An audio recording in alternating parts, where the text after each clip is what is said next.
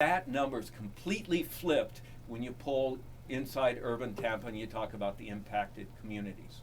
So what we really face is a communication issue in which, depending on where you live in this city, you have a completely different kind of life experience. And so our real challenge is helping communities understand the real experience on the streets that they go through every day. That's where our real challenge is. We believe that once that life experience is shared, people will understand the necessity and they'll step up to support the petition, they'll step up to support changes in the Tampa City review process along the way. We're quite confident that when heart to heart gets to meet and talk about the truth wins out every time.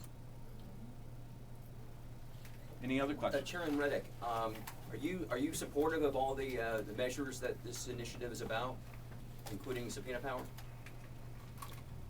I have always been a supporter from the very beginning.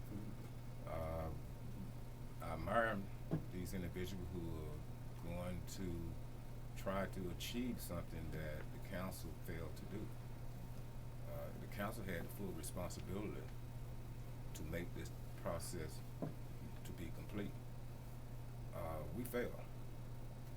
We failed because there was some on the council who had decided to take the political pressure that was issued upon them and did not make the right choice. And that's their prerogative. But we failed, and if we got a citizen group that wish to do it, and if they succeed in their task of getting this done, I'll be very supportive of it. It's my responsibility to be very supportive for the primary reason that those are probably some of my constituents who are signing these petitions. And I work for my constituents, so I'll be very supportive. Well said. Chairman Wright, have you signed the petition yet? No, but I'll be the first to sign.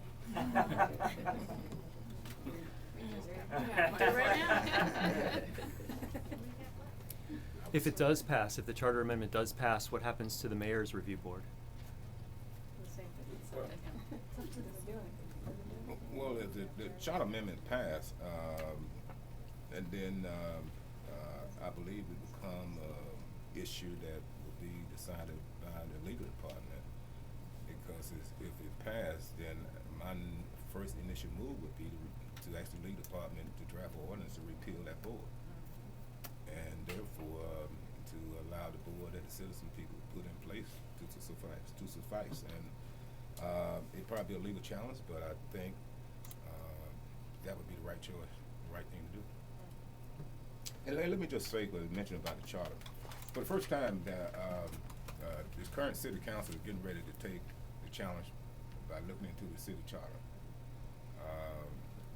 On March the 24th, we will be looking at discussing issues that we want to put on the ballot as a referendum to change the city charter. And we had a workshop several months ago, and the council came back with several recommendations. And these recommendations we're going to discuss on the 24th to decide which items we want to put up on the ballot as a referendum.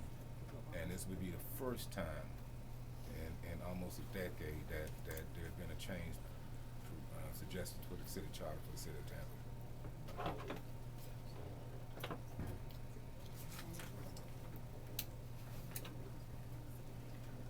What is the risk of keeping the review board as is? I mean, do you feel like it's almost worse than having none at all, or what is the risk in keeping it as is? Just so we can help understand your point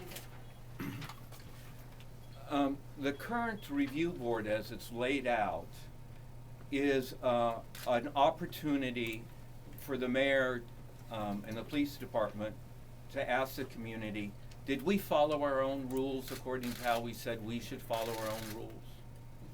Now, they may need an outside voice to render that opinion. They may not be smart enough to render that opinion for themselves. But that simply doesn't address any of the community relation issues.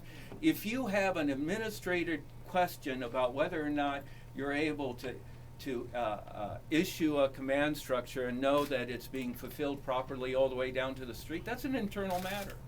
That's all the administrative review board can do.